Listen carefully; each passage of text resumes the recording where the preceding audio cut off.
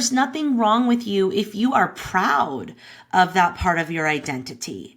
If you wholly identify as mother and that's something that you're honored to do and proud of, that's cool too. But don't self-sacrifice to the point of costing yourself your well-being or your authenticity because that's what the world told you you should be doing. I'm in the business to help you shed the shoulds, honey. Hey, I'm Brooke Jean, therapist, recovering perfectionist, and struggling working mom on a mission to normalize normal. If you're an overwhelmed, high-achieving, and secretly anxious mama, struggling to balance it all and on the brink of burnout, you are in the right place. Here is where we talk about hard things like balancing work and family life, mental health, and how to navigate life-altering transitions. Nothing is too taboo here. In my conversations, I'll teach you how to let go of who you think you're supposed to be in order to create the life you've always wanted. Get ready to embrace your messy, shed the shoulds, and find freedom through a life unperfected. This is the Unperfected Pod. Welcome back to the Unperfected Pod, where we normalize normal and find freedom through a life unperfected. Hello, everybody. My name is Brooke Jean, and I am your host, and I just want to check in before we get started and ask you, how is summer going? I don't know about you, but I have been struggling a little bit adjusting to the new normal. So the summer schedule, I have more time with my daughter than I normally do in the school year. And that is a beautiful thing and also a really hard thing. So for example, today is Tuesday. Tuesdays are my special day with Chloe where we're not doing anything other than doing something special, the two of us. But I've had to wake up earlier than her to get this podcast recorded. And my head is foggy and fuzzy because I didn't sleep great last night, because I'm still tired from the weekend that we had, even though it's Tuesday. And I'm a little nauseous and I don't know. I just don't feel like $1 million, but you know what? We're still going to show up because that's what it's all about. It's not about showing up perfectly. It's about showing up, period, for the things that matter most. So maybe you're off to a beautiful summer and maybe this time is easier for you having the kids home. Or maybe you're like me and it's harder and we're adjusting to the new schedule. But wherever you are, sister, I see you. There's space for you here. And let's get into today's topic because it is all about losing your identity in motherhood. Who the beep am I anymore? And this is just something that not only comes up, I think, in the beginning of motherhood, but tends to reemerge and resurface many times throughout being a mom, right? Forever and ever. And so one of the things that I noticed fairly early on is, why is it when I ask a mother what she would do if I gave her 2 hours of her time back today, and she looks at me with a blank stare? Or why is it when I ask mothers, what do you do for fun? They look at me like, bitch, fun? That's hilarious. I don't know. What is that? What is that? I don't know. I do what my kids think is fun, right? And so this just informed me alongside with my own experience that in becoming a mother, we have this tendency to lose ourselves, to stop paying attention to who we are and what we desire and what feels good. And we get kind of buried in other people's things, right? We get buried in our kids' dreams and desires. We get buried in society's bullshit expectations of us and who we should be as mothers. We get buried in the conditioning, right, of what it looks like to be a good mom. I'm saying that in quotes. And we get busy performing and doing all the things that we think are going to make us a quote unquote good mom. So if you are deep in a season of losing yourself, I want to normalize that. And in today's episode, we're going to talk a little bit about like, how the heck did we get here?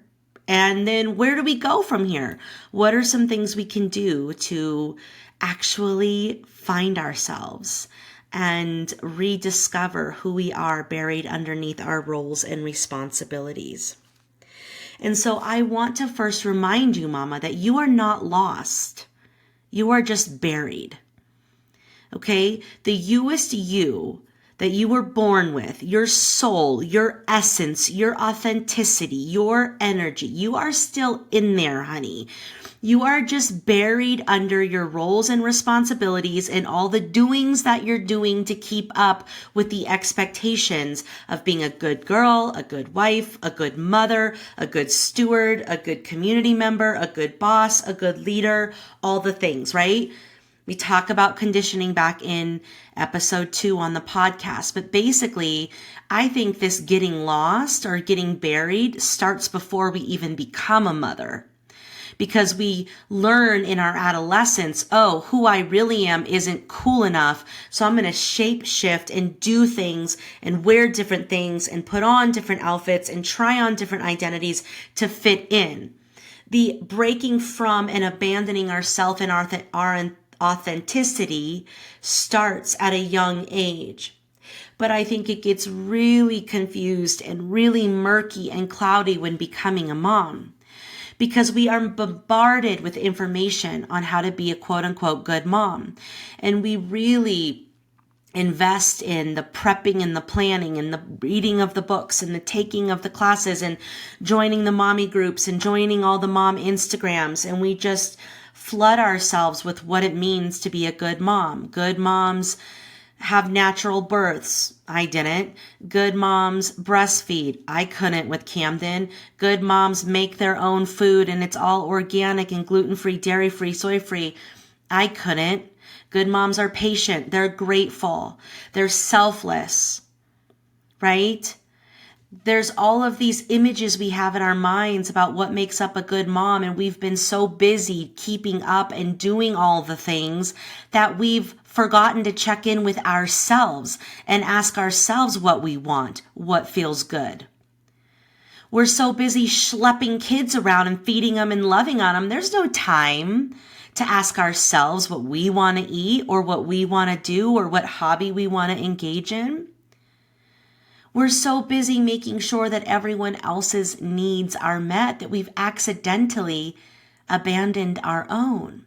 And this is how we've gotten buried. So there's no shame in being there. And I also want to say, being a mother is part of who we are, but it does not define us.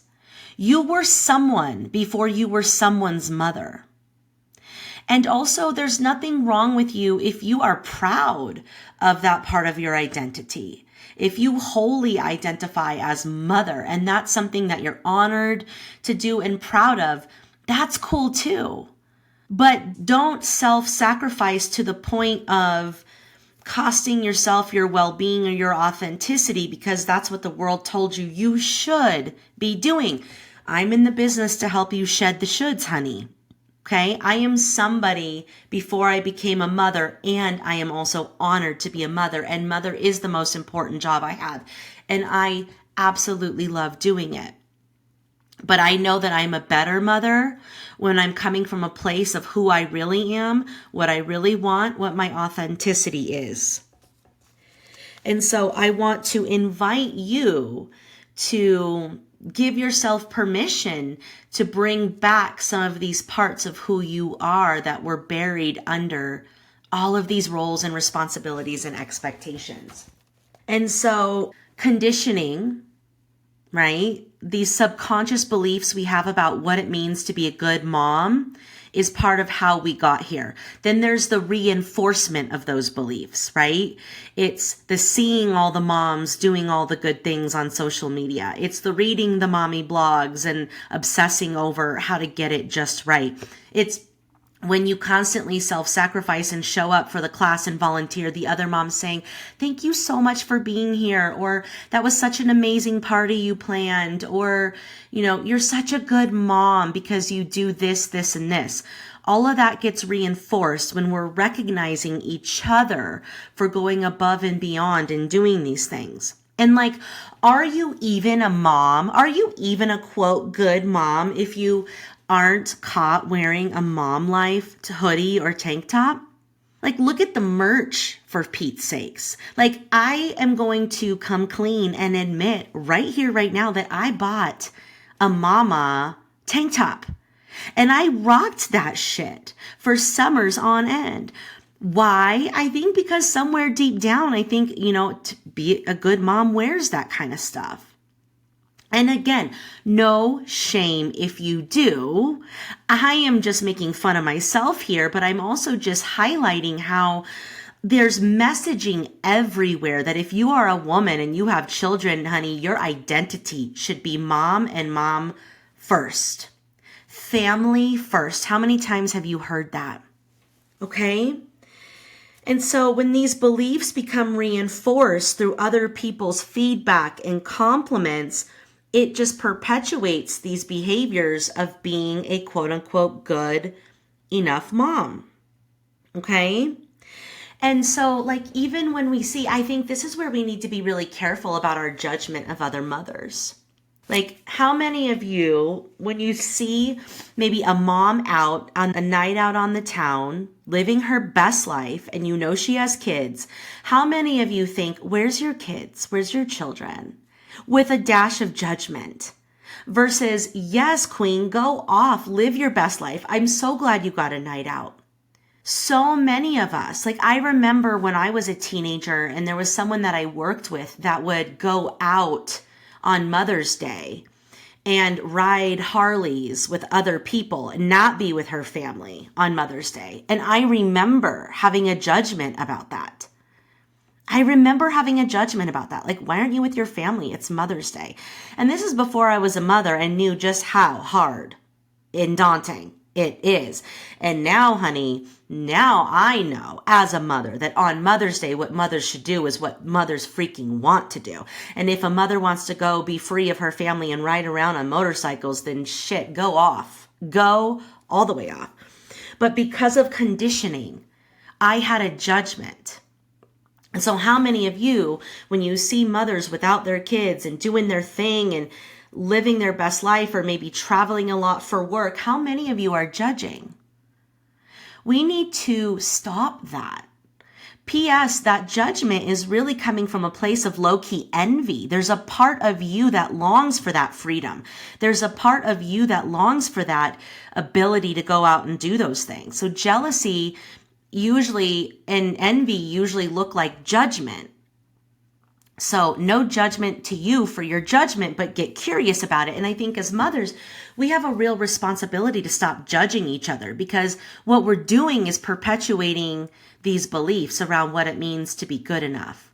What we need to do is lift each other up, empower each other, make space for each other, cheer each other on when we're doing things for ourselves, when we're finding ourselves again, when we're going back to work and pursuing our passion, applauding one another for coming home to ourselves, because that is where our magic is, you see.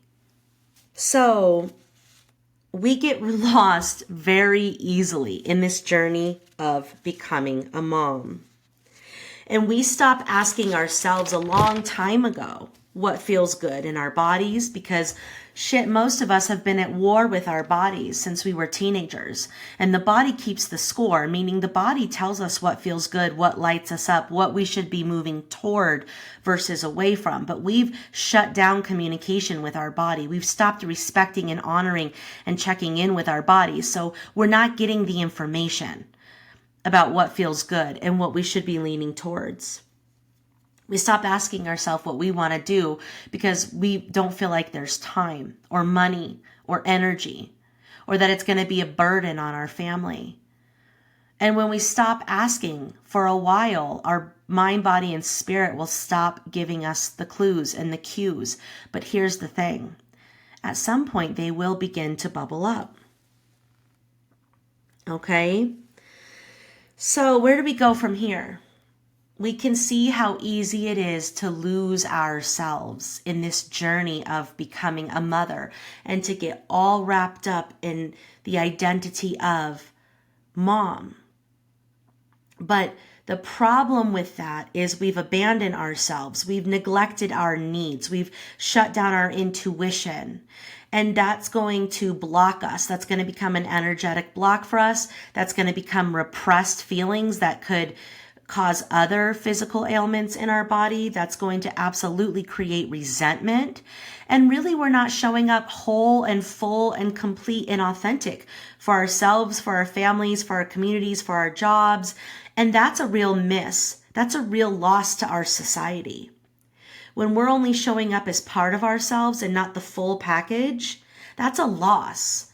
Because who you are in your fullest expression, my love, is needed in this world, in small everyday ways and in big ways. So where do we go from here? The first step is to grieve the parts of you that you lost in becoming a mother. And this is an essential step that all too often in our culture, at least here in the United States, we skip over. We suck at grieving. We are always focused on the next thing, the most exciting thing, the getting married, the having the baby, the buying the house, the growing the family, the new career, and we never take the time to honor and grieve what was. And let me tell you what, honey, I am grieving the loss of my time, my energy, my functioning brain cells, my sleep, and dare I say, my perky tits. Where did they go? I miss them. I miss that. I miss having time with my partner that isn't bombarded with a mommy, daddy every 2 seconds. It is okay to grieve what was before embarking on the new. And there is no space for that in our culture. When we lose a loved one to death, we have 3 days off before we have to get back to work. And these things forever change us. We don't have that buttoned up and processed and tucked away in 3 days. We won't even have that buttoned up and processed and tucked away in 3 years. So the first thing I want you to do is grieve the parts of you that are lost in becoming a mother. And so try this journal prompt. What do I miss about myself and my life before becoming a mother? Nothing is too taboo here. Okay, I already said perky tits. Listen, I'm serious. I miss the freedom. I miss not having to be so responsible and how heavy that can feel. I miss sleeping in. I miss being reckless at times. I miss the quality of some of my relationships. I missed feeling more clear-minded and not so exhausted. Right? There's a lot to grieve. And so anytime we go through a major life transition, like leaving home, getting married, having a family, moving, changing careers, I think it's an essential step to your well-being to take a pause and really sit with what you're leaving behind and also get clear on what parts do you want to carry through with you to the next thing. See, because we skipped over the grief, we also skipped over this part of, well, what parts of Brooke and her life do I want to bring into becoming a mother? I never even looked at that. I never even asked that question until much later on when I was buried in resentment. So please take the time to grieve. And then what parts and pieces do you want to pull through and carry with you into today's world? Okay, if you had more joy in your life and you're grieving that, how can we bring more joy into our life today? If you had more intimacy with your partner and you're grieving that, how can we create more of that today? Right? If you had less brain fog, what can we do about that today? Right? And there are some things that are different, and there is so much beauty in that. Like speaking of the body of the mother, right? It is the most imperfected thing about me. But there's also a lot of beauty in it, right? It's going to be different. It's not going to look the same. My boobs are dragging, honey, and they're getting worse day by day. But this body carried 2 babies and clenched them and didn't want to let them go. And I don't know what could be more freaking beautiful than that. So I honor the loss, but I also honor what I gained in this body becoming a mother. And I want to carry that through with me into today's world. I'm proud of this body. It doesn't need to look a certain way. What it's done and what it gives me, continues to give me every single day now that I've healed my relationship with my body. And there's still work to do there. That's an unperfected process. But I can tell you I'm in a better place with it today than I was 5 years ago, 10 years ago, 15 years ago. My body gives me wisdom. It gives me insight. It gives me information that is essential to guide the guidance of my life. So grieve. Grieve who you were and what your life was before you became a mom, and think about what you want to pull through in today's world. And now let's talk about, how do I get to know who I am now and who I've always been? Let's embark on a little self-discovery journey. When figuring out who you are, I love any self-exploration exercise. So I love the Enneagram, which is like a holistic personality test. The Enneagram, Enneagram. You can take it online. It's $12. It's amazing. I highly recommend it. I also love human design. So I'm a generator. I also love the book, How Are You Really by Jenna Kutcher. And I also love just starting to pay attention to yourself. So the key to discovering who you are buried underneath society's bullshit is awareness. Starting to follow what lights you up, starting to follow what feels good in your body, starting to ask yourself in your journal and your meditation practice, what is it that I'm doing when I feel the most like myself and alive? Okay? So get still. If you don't already have a morning ritual, here's a beautiful invitation to have a morning ritual where you wake up 20 minutes before your family and you sit in a 10-minute meditation and you journal for 10 minutes. When you start to build and strengthen a practice like this information will start to download. You'll start to hear a whisper inside that says, get back into dance. Go to the ocean. Take that painting class. Write that book. Do this, do that. Leave that thing. That's no longer serving you. We have to create the space. We have to slow down the brain waves. We have to regulate our nervous system, and we have to start checking in and turning our attention inward and asking ourselves these hard questions about, what do I desire? What feels good? You will eventually get the answers. And then get busy being open and going out and trying new things. Say yes to everything. Okay? Yes, I'll try that. Yes, I'll go here. Yes, I'll attend that class. And you start to learn. Today, these are the things that I value. These are the things that I love. That's another exercise and activity that I want to give you, is a values exercise. I love the life compass cards. You can order them online. It's a sorting process where you're going to get clear on your top 3 values.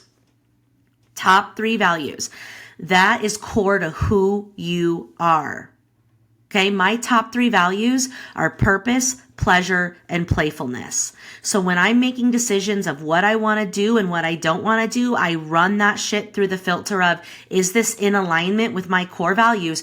Because my core values define who I am. If you look at Brooke Jean as a child, as a teenager, as a young adult, as a young mom, and as a geriatric mom, honey, you will see she has always had passion for her purpose and has been passionate about growing and is always laughing and laughing hard and loving making people laugh and being silly and being ridiculous and looking for things that feel good.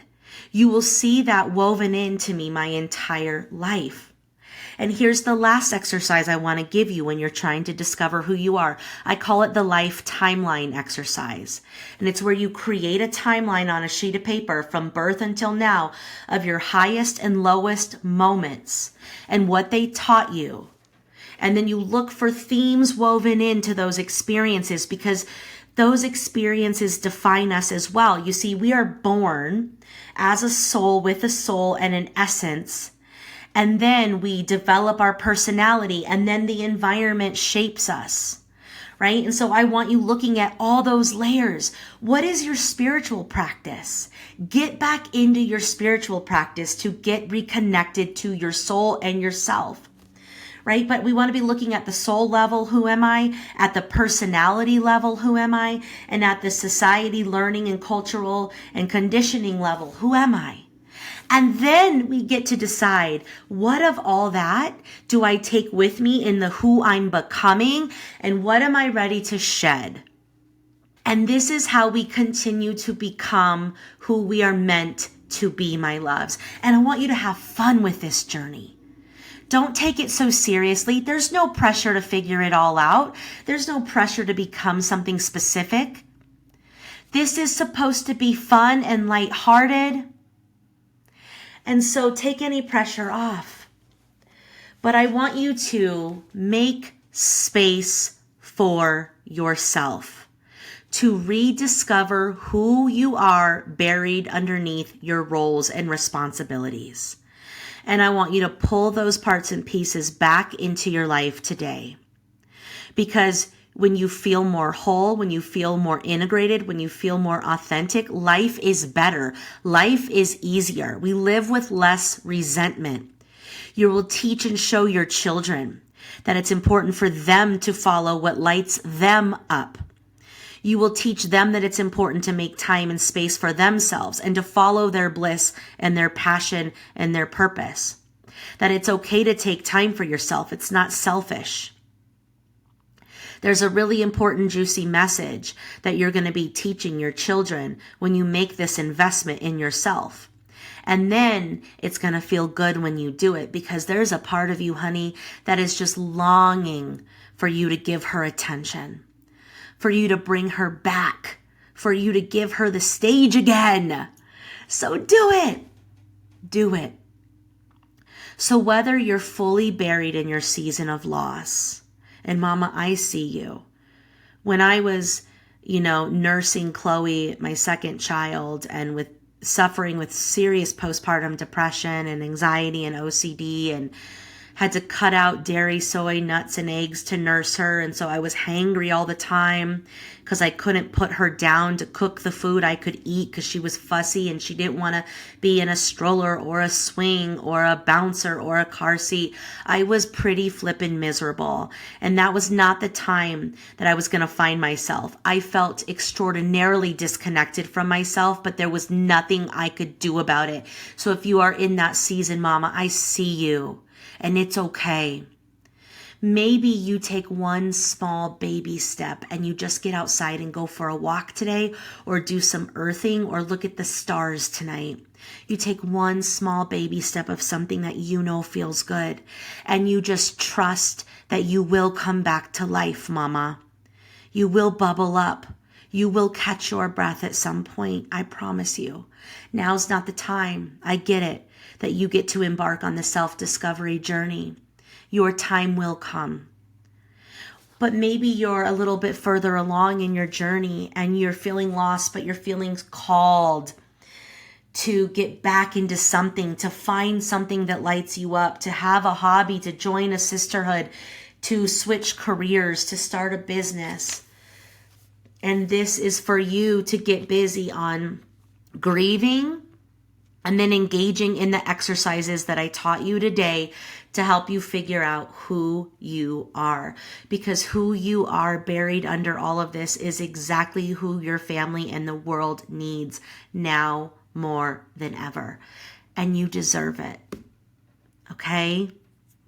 So do not let this overwhelm you. Choose one thing from today's conversation, pull it out of the conversation, and make a little commitment around it for the next 30 days. Maybe just do a little meditation and a little journaling, or do a little grieving, or take the Enneagram, or do the life timeline exercise, or join the dance class, or start a meditation practice. Just only choose one. I don't want to overwhelm you, because when we try all the things, we don't end up getting anywhere, because we have a mechanism in our brain that says, yeah, we don't have time for that, and shuts us down. So choose one small thing, but know that I know there's a magical unicorn buried inside of you that needs to be expressed in authentic ways, and not just in your being a mother, but in your being, period. And I cannot wait to see you bring that part of you out and let her play and let her shine, and to see how that makes you feel. Sending you so much love today and always, Mama. May you have a beautiful rest of your day. I'm going to go do Tuesdays with Chloe, and I'm going to go into it with a good attitude. And just being here with you this morning kind of turned things around for me, which reminds me that even when we're feeling really lethargic or frozen or stuck or overwhelmed, there's something about showing up imperfectly and being of service that opens things up for us, because I'm better off right now than I was at the beginning of this podcast. So I want to thank you guys for that. I will be back same time, same place next week. Bye for now. Thank you so much for listening to the Unperfected Pod. I hope this episode helped you feel a little less alone and a little more inspired to be you. If you like what we're doing here, I would so appreciate that you subscribe, rate, and review this podcast.